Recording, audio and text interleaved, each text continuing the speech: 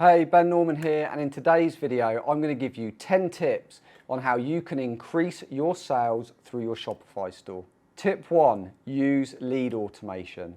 Don't just use the general email stuff that Shopify has to offer. You want to go into something like Klaviyo, which has email flows. You've got loads there to pick from. You can build out your own flows. You can use their general click and drop ones. There are flows for everything like abandoned carts, people when they haven't bought from you for a while. There are loads and loads of off-the-shelf flows, like I said.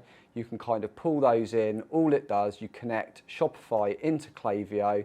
It will then pull all of your email signups and your data of your users through into Klaviyo, which means that you are able to do all of your email automation and follow-ups through the Klaviyo system, which is a lot smarter. You've got, like I said, all of those pre-built flows there you can use. So for instance, when you've had a customer that's not bought for you for a while, you can put in a flow to basically try and warm that customer back up by saying, hi, insert customer name. You know, see you haven't been over to the site. We've just kind of added a load more things in. We think this and this and this you'd find of interest. You're able to pull specific products through in those flows depending on what they've bought. Everything kind of happens on autopilot. So it basically just kind of helps you sell on autopilot, very hands off. So check out Klaviyo, really simple to kind of connect in with Shopify. Let's get on to tip 2. Recurring payments. This can be really, really handy, especially if you offer things like subscriptions where people are buying things that they run out of on a monthly basis, every couple of weeks, however, that they're regularly reordering. If you're using things like email notifications to kind of tell them, hey, you've bought this and it's going to run out in the next week, you should really reorder by clicking here, going through to the site, logging in, ordering the product, repaying and logging out, then you might want to consider switching over to something like Recharge, which when people buy from you in the first place, they are able to select it as a subscription. You're able to offer discount incentives, a bit like Amazon when you can subscribe and save. But the beauty of this is that they buy it once, they set their schedule, and that's it. Recharge will bill them every month and send you the money. You know, it automatically feeds into your Shopify store, so all of your orders are created. Recharge handle all of the subscription data so that they get all of the alerts from you, which are all tailored. So, you know, it says, you know, your thing's going to be shipped and billed. You can change your subscription here. You can do this, that, or the other. You're able to fully customize it. So if you are selling products that people run out of on a regular basis and need to reorder, then make sure that you are using something like Recharge so that instead of relying on them to perform these actions every month, you are able to sell it once and get, you know, a monthly or a regular income from that, and the orders come in regularly without any input from you or the customer. Tip 3, use exit intent. So by this I mean there are certain plugins that you can use. So Wheelio is a really good one for Shopify, and it basically gamifies it, so it knows that that person is going to leave your store, and it basically will spin a wheel and say, hey, do you want to play this game? You know, there's all these things you can win, and you can program what they are, from discounts to free products, buy this, get this free. And this works incredibly well for 2 points. 1, to play the game, people need to put their email address in and hit go. So you garner their email address, which is really valuable. But secondly, they normally win something. Depending on how often you set it for somebody to win, they can win a discount code. They can win buy this, get this free. This can be a really powerful tool for somebody that's just browsing to go, well, hang on a second, because Wheelio only gives you a set period of time to basically purchase and claim that offer before it disappears. So it kind of puts that time-sensitive offer in there, and this can be really, really valuable. Like, people will suddenly go, well, hang on, I've just got a 10% discount. I'm going to lose it if I don't check it out now. Well, I kind of do want it, really. I just couldn't be bothered to pay for it before. So this can be a really good tool for kind of not only pushing people over the edge and getting them to purchase as a last chance before they bail on your website, but also you're then building this massive email list that you're able to market to after the fact as well. So if you're not using exit intent to kind of gamify this process, then check out things like Wheelio. Like I said, it's a really powerful tool for kind of getting that little bit extra out before somebody leaves your site. Tip 4, utilize scarcity. This can be a really useful trigger. You know, we've all done it before. We're on a site, we're kind of just browsing, we see something we like, suddenly it flashes up, 12 other people are looking at this. There's only 3 left in stock. There was 4 bought in the last hour, and you think, well, hang on, if I don't buy it now, it's probably going to be out of stock in a minute, so I probably should buy it now.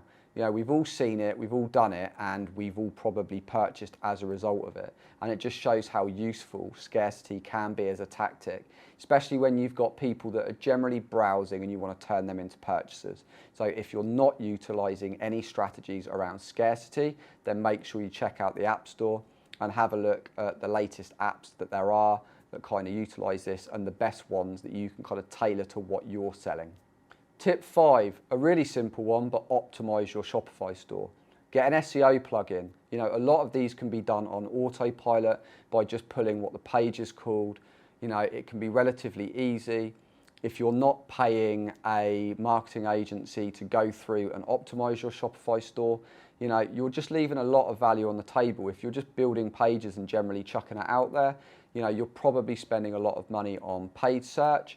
But you want to basically make sure that you are optimizing your store, that your SEO is there, because if it's not, it's just something else that you're not capitalizing on. And often, even with some broad SEO optimization of your Shopify store and setting it up so that it does it itself on the individual products, just off of like the names and things like that, you can glean quite a lot of sales just from the organic activity from it. So don't overlook getting an SEO plugin and optimizing your SEO, your Shopify store for SEO.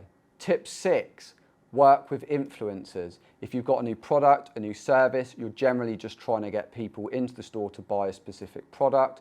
Have a look at places like Instagram. Find out the influencers that are around that market. Check that they're promoting other items, other things that are similar, and reach out and find out what their rates are. Also, try and find out some of their analytical data. Okay, in the last campaign you run, can you tell me what kind of metrics they got? Is there anything that you can share with me from that promotion that you ran? Because it might be that actually when these influencers are running these promotions, they could be piquing people's sales quite a lot. They could be doing campaigns around sign-ups for an early offer. Have a look at the desired outcome you're trying to get and look for Instagram influencers. If you're into a younger demographic, it might be people on TikTok that you can capitalize on, and reach out to them, find out what they've done before and the metrics that they got from those similar promotions, and then find out what they would offer you and how much that would cost. And it can be a really good way of building up an email list, getting like an early bird going if you're just about to release a product, so that you've got a lot of interest there at the beginning. You can utilize them along to try and build a lot of buzz around the start of that launch. So don't overlook influencers for kind of building that demand around a product, especially before like a big launch. So tip 7, I alluded to it earlier, but like paid search and social. You want to be running paid campaigns. If you know that you've got some really good margins on certain products, then you don't want to be running kind of paid social on just general stuff like general stores. You want to try and get a little bit more granular. You want to try and be selling into certain groups or selling certain products to certain groups. But then once you are there, this is where you need to make sure your store is set right so that you're able to cross-sell and upsell dependent on what product you are paying to advertise, because you want to squeeze the most revenue out of those visitors, especially if you're paying for them. And again, this is where having things like the exit intent pop-ups means that you get one last-ditched effort before that person disappears. Also, with paid social, make sure for the love of God you've got remarketing and retargeting set up, because once these people hit your store, there may be something that happens, but there was a desire for whatever it was you were offering. So it makes sense to set up a small remarketing campaign. This basically means that your adverts will follow that person around through different platforms, like when they're on Facebook, Instagram, wherever it is, or different Facebook platforms, depending on where you're advertising, where you set your remarketing to follow them. But this can be a really useful tool of kind of staying in front of that person and bringing them back to the site to convert at a later time, Because let's face it, we've all clicked on an ad, we're like, yeah, that's really good. Then the phone rings, something happens, and we kind of forget about it. So remarketing, retargeting, you've already identified that person. It's also a really cheap way to kind of keep following that person around until you earn that kind of purchase. Tip 8, trust signals. You know, really valuable. You can do things by just around your checkout. Make sure that you've got all of the icons to show that it's a secure checkout, it's encrypted, you don't sell their data, all of these kind of things. Make sure you've got telephone numbers, customer support emails. You know, you don't want to have somebody that really wants to buy, but then they kind of sit back and go, hang on, where's their telephone number? Where's their email address? How would I contact them if something went wrong? You know, it's little things like that that can be enough to tip people over the edge of buying or not buying. You know, one thing I always look for when I'm purchasing, I want to see a telephone number and an email address, and if possible, live chat. Because live chat, I know I could just get through to them really quickly on live chat. I've not got to sit in a massive phone queue or something like that. But it just means that if something does go wrong, if you need to talk to someone about your order, you know you've got the reassurance that all the details are there, and it's not kind of one of these, you know, thin sites where there's no contact number, you're not going to be able to email. So just make sure that you've got those trust signals there. Tip 9, your checkout process. Make sure that it is as clean as possible. Make sure you have tested that checkout process, not just with a dummy order, with an actual real order. Make sure you've tested it on a desktop and on a mobile. You want to make sure that you're not asking for information that you don't need. There is minimal resistance. Make sure you're offering things like Apple Pay and stuff like that, and Android Pay if you can. You know, that PayPal's an option.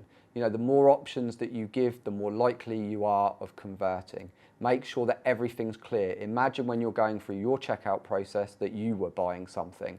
What would annoy you? What wouldn't work? What's clunky? Does it load well? Just make sure all of those parts are there, because, you know, one of the reasons that people bail, they'll go to checkout, they add to their cart, they click go, and they're met with like 100 different boxes they've got to fill out. And people just go, I can't be bothered. It's like why PayPal and things like that, like these one-click purchases, are so powerful. You know, people, they want to buy it and then they realise their wallet's upstairs or it's in the other room, and they literally can't be bothered to get up and go and get their card details. So they just bail. Whereas if you've got PayPal there, they can just click PayPal, sign in, and they're done. You know, and it'll even pull through their contact details and stuff for the most of the time. So make sure that your checkout is slick and you've got as many kind of options open to people as possible. And tip number 10, site speed. If you have got a ton of plugins, especially loads that you're not even using, this will slow down your Shopify store. Shopify is going to try and load all of this stuff in the background, and it can really, really increase your load time. So not only do you want to make sure that your developers are keeping your code clean, so in your themes, any customizations you've got, you want to make sure that you're using image optimization plugins so that you're serving an optimized image. And you know, someone's not dialing on a mobile and having to like download some giant image that slows everything down, because people will just click the back button. Like I say, if you have got applications and widgets and things like that in Shopify, then you don't want to have loads of these that you're not using that are still there. Just make sure you delete them out of your Shopify account so that Shopify isn't loading those, because it will massively help speed it up. So I'd love to know in the comments below, are any of these new to you? Are you planning on using any of those? Also, I always ask this, but what is your go-to Shopify app? What's the one that you can't live without? I'd love to know. Let me know in the comments below. If you like the video, make sure you hit the like button. If you're new, consider subscribing for more business growth videos like this one, and I'll see you in the next video.